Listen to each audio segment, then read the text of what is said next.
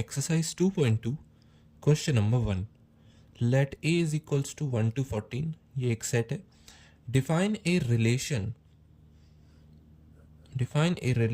r from a to a by r is equals to this and write down its domain, codomain and range. तो सबसे पहले हम देखते हैं कि रिलेशन क्या होता है. Relation is nothing but the subset. Relation is the subset of the Cartesian product of two sets. तो अगर हमारे पास दो सेट्स हैं A और B और हमें कोई भी एक रिलेशन प्रोवाइडेड है R, तो R would be the subset of the Cartesian product. Subset यानी उसमें कार्टेशियन प्रोडक्ट के ही एलिमेंट्स होंगे लेकिन कुछ कम एलिमेंट्स होंगे और वो सारे एलिमेंट्स एक दूसरे से रिलेटेड होंगे बाय अ रूल. तो elements are related with each other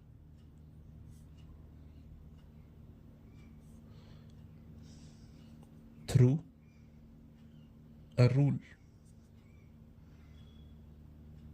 तो कुछ कंडीशंस होंगी जिनके बेसिस पर एक रिलेशन में सारे एलिमेंट्स आएंगे और वो एलिमेंट्स ए क्रॉस बी से ही लिए होंगे क्योंकि ए क्रॉस बी में तो सारे पॉसिबल एलिमेंट्स होंगे दो सेट्स के और उन पॉसिबल एलिमेंट्स में से जो दो एलिमेंट्स इन कंडीशंस को सेटिस्फाई करेंगे वो इस रिलेशन में आएंगे.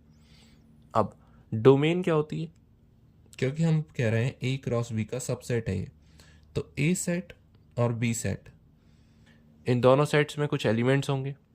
तो डोमेन वो होगी जो अगर ए टू बी मैपिंग हो रही है एलिमेंट्स की, तो ए के जो भी पॉसिबल एलिमेंट्स हो सकते हैं इस रिलेशन में, मतलब इस रिलेशन के ऑर्डर्ड पेयर में जो पहला एलिमेंट होगा ए कॉमा बी, तो वो पहला एलिमेंट ए को बिलोंग करेगा और उन सभी पहले एलिमेंट्स का सेट होगा डोमेन. तो अगर उसमें ए के सारे एलिमेंट्स हैं तो ए पूरा सेट ही डोमेन हो जाएगा, अदरवाइज उससे कुछ कम एलिमेंट्स होंगे. अब कोडोमेन क्या होता है? कोडोमेन है पूरा set B, whole set B. ये पूरा का पूरा सेट कोडोमेन होता है. मतलब this is the set of possible outcomes. ये एक्चुअल आउटकम्स तो नहीं है कि ए के साथ मैप होने पर वो सारे आउटकम्स ही आ जाएंगे, लेकिन पॉसिबल सारे आउटकम्स हैं क्योंकि ए के साथ हम सारे एलिमेंट्स को कंबाइन करते हैं इन द कार्टेशियन प्रोडक्ट, तो उन सभी की पॉसिबिलिटीज इक्वल है. बस वो जो रूल है, अभी हम यहाँ पर आते हैं, वो जो रूल है वो डिसाइड करेगा कि इनमें से कौन से एलिमेंट्स आएंगे और जो एलिमेंट्स इस कोडोमेन में से आएंगे वो होगा range. So range is the actual outcomes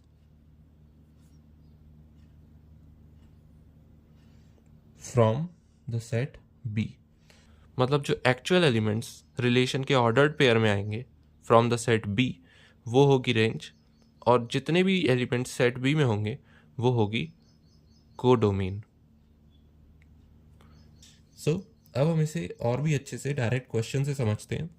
question में हमारे पास एक सेट दिया है जिसमें एलिमेंट्स है 1 to 40 और एक रिलेशन डिफाइन किया गया है कि r is equals to X comma Y.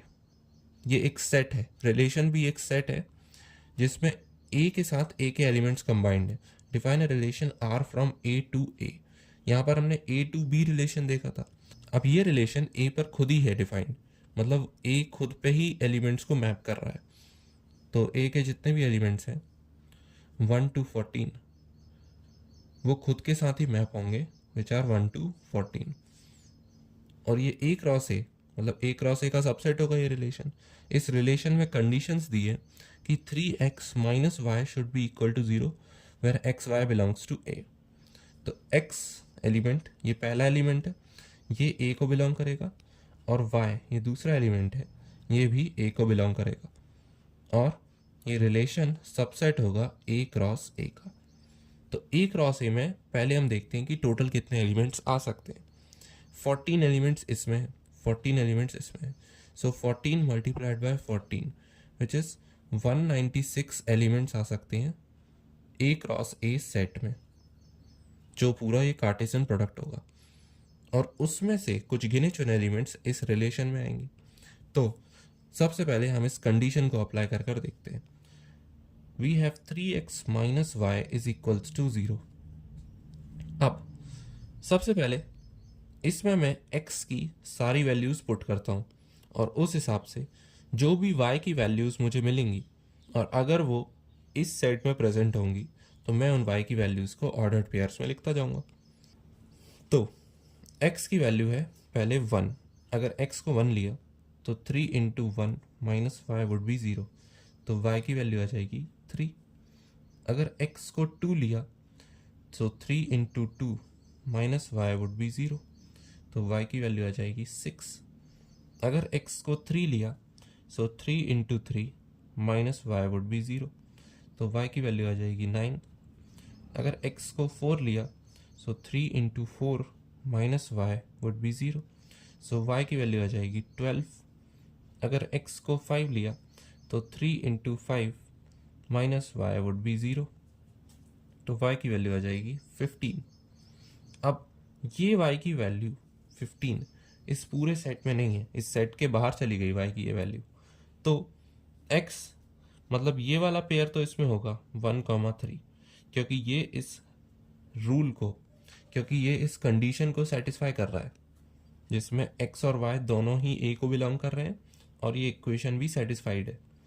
ये वाला पेयर भी आएगा क्योंकि ये भी इस रूल को फॉलो कर रहा है, पूरे रूल को।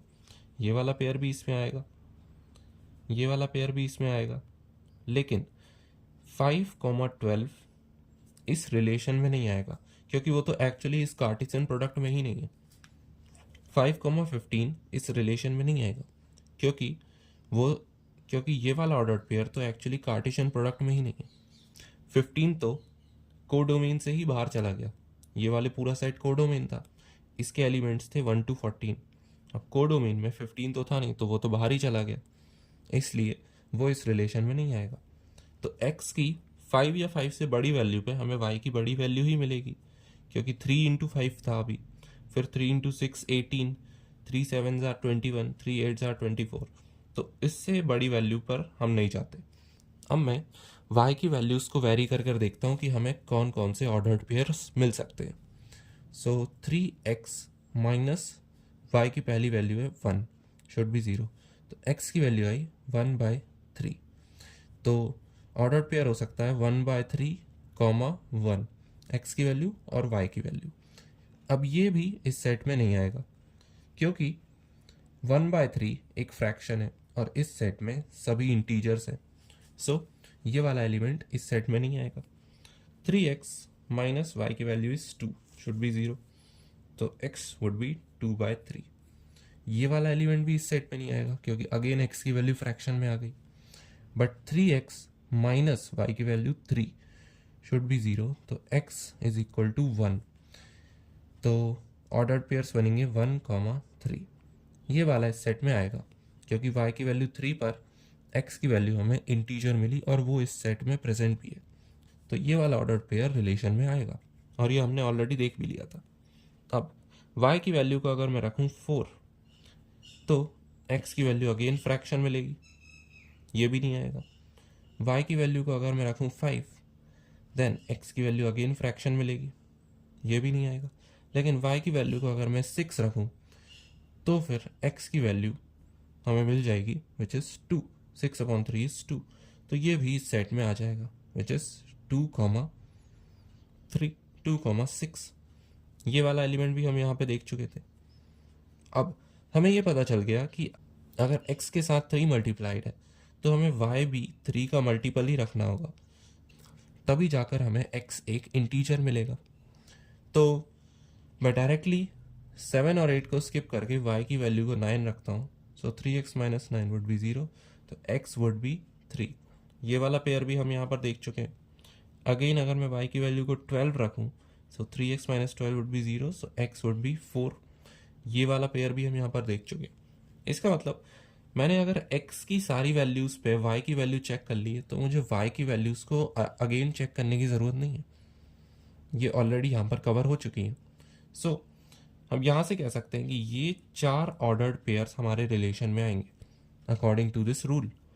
सो the relation R would be equal to 1,3, 2,6, 3,9 and 4,12. Therefore, this is our relations roster form from the given relations set builder form. अब हमसे पूछा है डोमेन, कोडोमेन और रेंज क्या होगा।